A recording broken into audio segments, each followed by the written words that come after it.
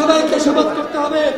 সবাই হাত উঁচু করুন, সবাই হাত উঁচু করুন। আমি শপথ করছি যে নতুন বাংলাদেশ গঠনে কোন ভয়ের কাছে, মামলার কাছে মাথা নত করব না। যেমনি ভাবে হাসিনা পালিয়েছে, হাসিনার ফেসিবাদ তন্ত্রকে গণ অধিকার পরিষদের নেতৃত্বে নির্মূল করা হবে ইনশাআল্লাহ।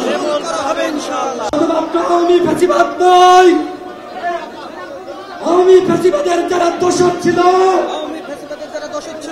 তাদেরকেও বাংলাদেশ থেকে ওই দিল্লিতে পাঠানো হবে। যেমনি ভাবে আজকে আওয়ামী লীগ দিল্লিতে কার্যালয় খুলেছে, দিল্লিতে রাজনীতি করছে, ওই জাতীয় পার্টি সহ 14 দল তাদেরকেও বাংলাদেশের রাজনীতি করতে দেওয়া হবে না।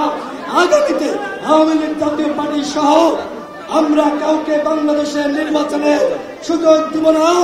বাংলাদেশে তাদেরকে আর রাজনীতি করতে দেওয়ার সুযোগ দেওয়া হবে না। আমাদেরকে রক্তাক্ত করেছেন, মনে করেছেন আমাদেরকে থামিয়ে দেবেন। নুরুল হক নূর বাংলাদেশে চিকিৎসা গ্রহণ শেষে বীরের বেশে ফিরে এসেছে। শত চেষ্টা করেও এই নুরুল হক নূরকে আপনারা কোনোভাবে হত্যা করতে পারবেন না।